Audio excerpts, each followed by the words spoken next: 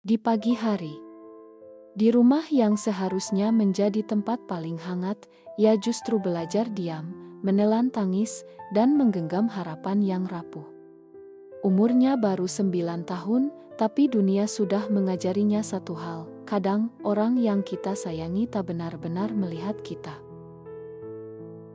Sebelum kita lanjut ke cerita, jangan lupa untuk klik tombol subscribe dulu ya.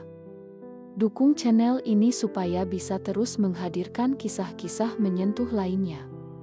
Subscribe sekarang, aktifkan loncengnya, dan siapkan hati untuk cerita hari ini. Setiap pagi, Rani bangun sebelum matahari naik. Usianya baru 9 tahun, tapi matanya tak punya sinar anak-anak sesianya. Ia tidur di gudang belakang rumah, di atas kasur tipis bekas yang baunya apek. Rumah itu milik ayahnya, tapi sejak menikah lagi 2 tahun lalu, semua berubah. Ibunya, ibu kandung, meninggal saat melahirkannya. Sejak itu, Rani dibesarkan ayahnya dengan penuh kasih. Tapi kebahagiaan itu sirna sejak ayah menikahi seorang perempuan bernama Rika. Ibu tiri. Bagi orang luar, Rika tampak seperti wanita lembut dan anggun. Tapi bagi Rani, setiap langkah Rika di lorong rumah bagaikan detak jam menuju siksaan berikutnya. Pagi itu, seperti biasa, Rani bangun, menyapu rumah, mencuci piring, dan menyiapkan air panas. Ia tak sarapan. Rika tak pernah menginginkannya menyentuh makanan di meja makan. Bahkan sisa pun jarang. Saat ayah turun dari kamar, Rika menyambutnya dengan senyuman manis, menyuguhkan teh hangat dan roti lapis isi keju. Ayah mencium keningnya dan berkata, "Kamu istri terbaik." Rani hanya berdiri di sudut dapur, diam, berharap ayah menoleh. Tapi seperti biasa, ayah tak melihat. Tak tahu. Atau mungkin tak mau tahu.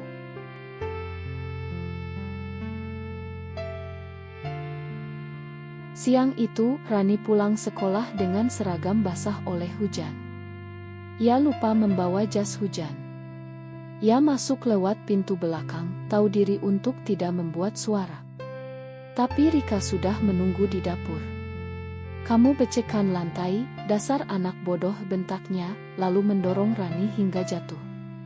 Rani memeluk buku-bukunya erat, mencoba melindungi catatan yang ia salin sendiri semalam karena tak mampu beli buku pelajaran. Tapi lembar-lembar itu robek dan basah. Rika mengambil sapu dan memukulkan gagangnya ke kaki Rani. "Gaji ayahmu habis buat biaya sekolahmu. Tapi kamu tetap saja tolol." Rani tak menangis. Ia sudah lupa rasanya menangis. Ia hanya mengangguk pelan, bangkit, dan mengepel lantai dengan pakaian yang masih meneteskan air.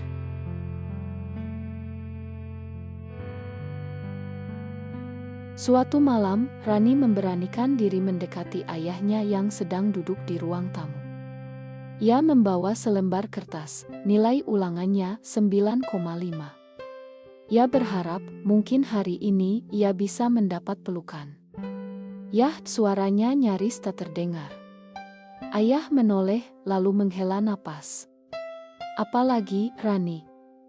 Rika muncul dari belakang, tangannya melingkar di bahu ayah.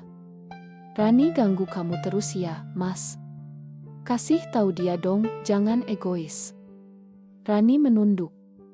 Ia hanya ingin mengatakan bahwa ia juara kelas. Tapi mulutnya terkunci. Ia meremas kertas itu dan berjalan mundur, kembali ke gudang, di mana hanya dinding bisu yang mendengarnya. Ayah tak pernah tahu Rani mulai tidur sambil menangis, memeluk baju ibunya yang tinggal sobekan kecil.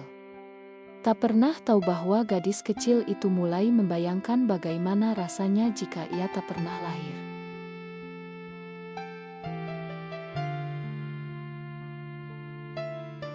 Tiga hari sebelum ulang tahunnya, Rani mencuri sepotong roti basi dari tempat sampah. Ia simpan diam-diam di bawah kasur, berharap bisa merayakan sesuatu walau kecil. Ia menggambar kue ulang tahun dengan krayon rusak, dan menuliskan, "Selamat ulang tahun, Rani.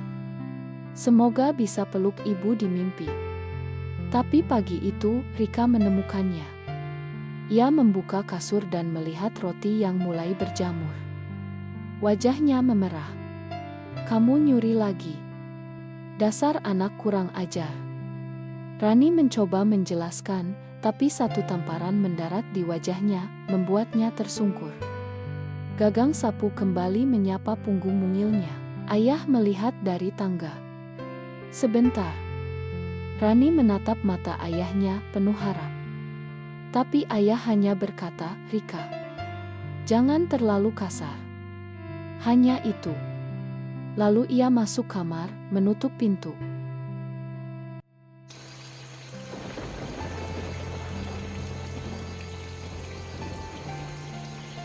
Malam itu hujan deras.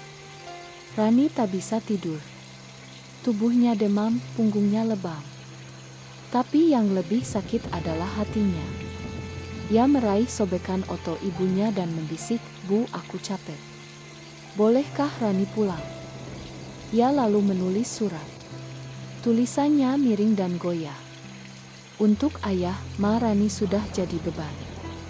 Rani sayang ayah, walau ayah mungkin lupa.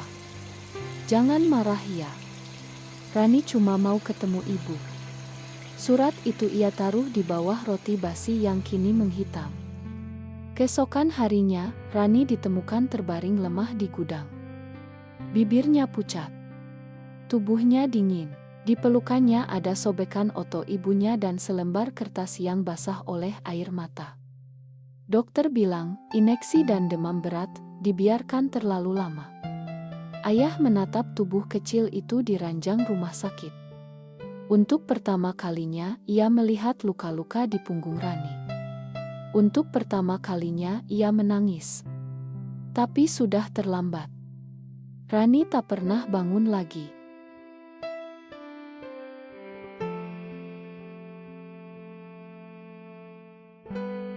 Pemakaman Rani sederhana. Tak banyak yang datang. Di makamnya, ayah berdiri sendirian, menaburkan bunga. Di tangannya, surat Rani yang telah lusuh. Di hatinya, sesal yang tak akan pernah bisa ditebus. Rika. Ia tak terlihat sejak malam itu. Entah kemana pergi. Dan roti basi itu masih ada. Di meja rumah yang kini sunyi, di bawah cahaya lampu yang temaram. Tak ada yang berani membuangnya. Karena bagi sang ayah, roti basi itu adalah pengingat. Tentang cinta yang ia abaikan. Tentang anak kecil yang hanya ingin dipeluk. Tentang suara lembut yang ia biarkan tenggelam di balik dinding-dinding diam.